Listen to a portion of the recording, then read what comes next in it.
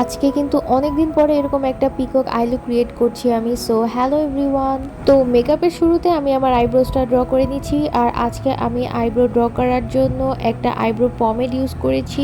দেন আইব্রোটাকে একটু শার্প করার জন্য আর হচ্ছে গিয়ে আইলিডে আমি একটা কনসিলার অ্যাপ্লাই করে আই বেস ক্রিয়েট করে নিয়েছি। আর আজকে আমি আই লুক করার জন্য হচ্ছে জুভিয়াসের একটা প্যালেট ইউজ করছি। এই প্যালেটটা অনেক কালারফুল, এটাতে অনেক সুন্দর সুন্দর কালার আছে। তো ফার্স্টে আমি একটা ডার্ক ব্রাউন কালার শেড নিয়ে আমার আউটার সাইডটাতে ব্লেন্ড করে নিচ্ছি।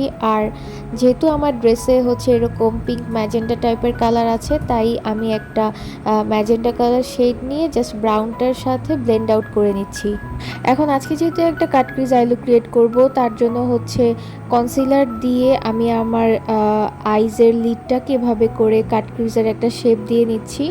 তো জুভিয়াসের আইশ্যাডো প্যালেট থেকে আমি আজকে আমার ড্রেসের সাথে ম্যাচ করে এই দুইটা কালার ইউজ করব। তো আমি আমার আইলিডের ফ্রন্ট সাইডটাতে এরকম লাইট পেস্ট কালারটা অ্যাপ্লাই করছি। আর হচ্ছে হাত দিয়ে এখানে ফিনিশিং ভালো না আসলে অবশ্যই আবার ব্রাশ দিয়েও রিঅ্যাপ্লাই করতে হবে।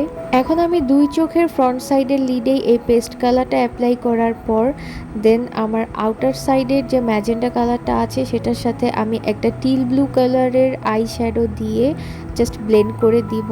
এখন একটা টিস্যুর সাহায্যে আমি আমার আউটার লাইনটা ক্লিন করে নিলাম। দেন আইলাইনার দিয়ে আমি একটা টানা লাইন ক্রিয়েট করে নিলাম। আর চোখের উপরের সাইডের যেহেতু আই শ্যাডো অনেক কালারফুল, তাই আমি চোখের নিচের সাইডে তেমন কোনো আই শ্যাডো অ্যাপ্লাই করব না, জাস্ট হোয়াইট কাজল ইউজ করব। এখানে ভিডিওটা অনেক লং হয়ে যাচ্ছে, তাই নেক্সট ভিডিওতে কিন্তু আমি আমার আই লুক বেস মেকআপ সহ ফাইনাল লুকটাও শেয়ার করব।